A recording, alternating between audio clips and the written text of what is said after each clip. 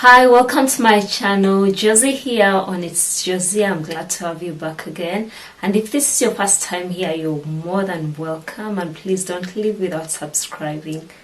And I'm here today with a pattern review of the Carnaby dress by Minerva Patterns. I know it's a pattern that has been around for probably 2 years. I could be wrong, but yeah, it's a lovely shift dress. It's a shift dress inspired by the shift dresses of the 1960s. It's a basic shift dress which comes in two versions, one with short sleeves and a sleeveless one.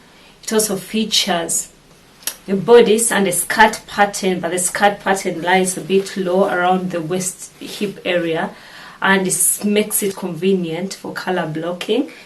It's a beautiful dress that doesn't call for too much fitting, too many body shapes. And I've made this particular dress 3 times already, 2 times for myself and once for a friend of mine who fell in love with that dress also.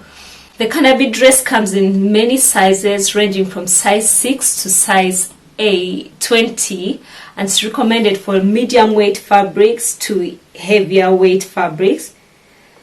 Range, you can use wools, you can use denims, you can use cotton poplin, and I've made all the 3 versions. I've made variations of this pattern in cotton fabrics which have been perfect, and I bet you can also make it in woolen fabrics to wear in the colder months, layered up.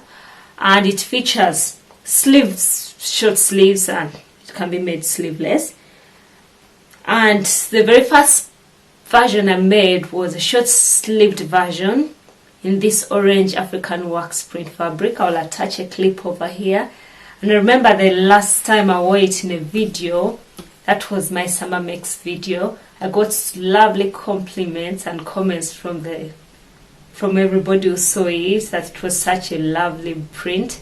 Yes, this is a Carnaby dress by Minerva Patterns. I loved that dress. I made it. I loved wearing it.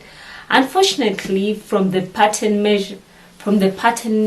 pattern size recommendations, I was meant to sew a size 6 at the bust and waist area, which I blended into the waistline, into a size 8 at the hip area.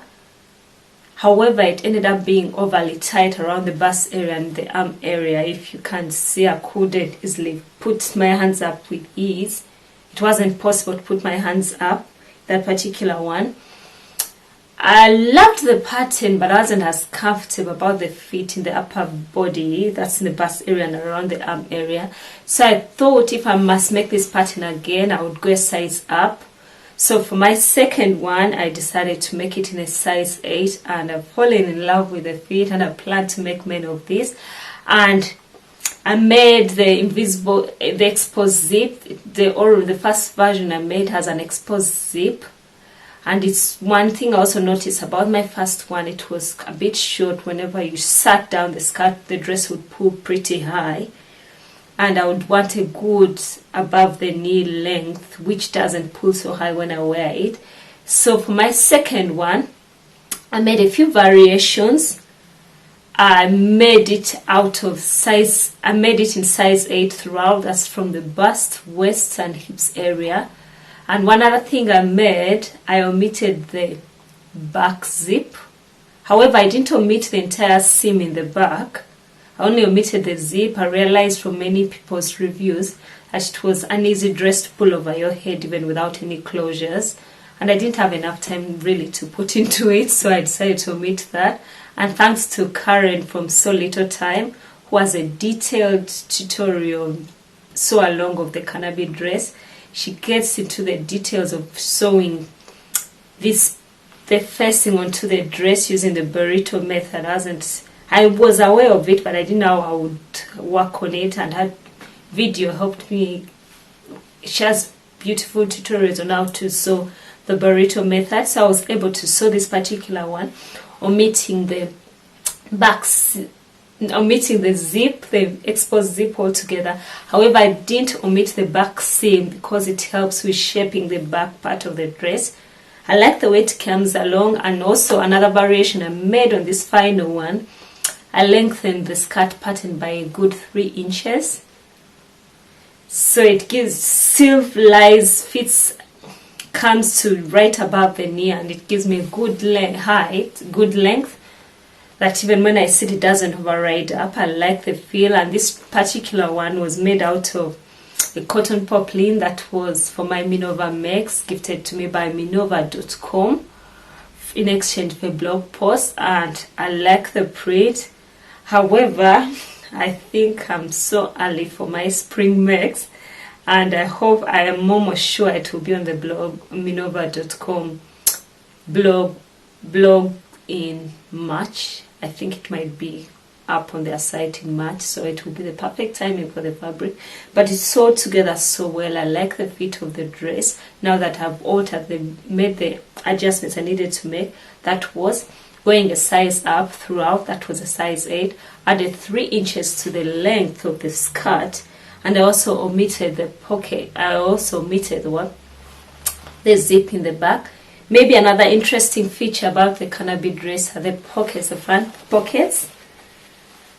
That's a unique feature of this particular dress, and I fell in love with it. I knew I had to make this dress. I made 3 so far, 2 for myself and 1 for a friend, and I hope to make many more, probably 1 in chambray fabric, and having a color blocked one with a different color of the bodice and the skirt in a different color. I like the way this pattern came along. It's a beautiful pattern, and this is the second pattern I'm making from the Nina Lee patterns, and I've fallen in love with our patterns. They give me a good fit. I know now what I need to do with my adjustments here and there. And tell me what you think about this pattern. I've enjoyed sewing up this pattern, and I've enjoyed and I pretty much prefer my second version. Tell me what you think. Which version do you prefer? And would you sew it for winter or leave it for summer? Thank you for watching. Please like the video, comment and subscribe. Bye bye.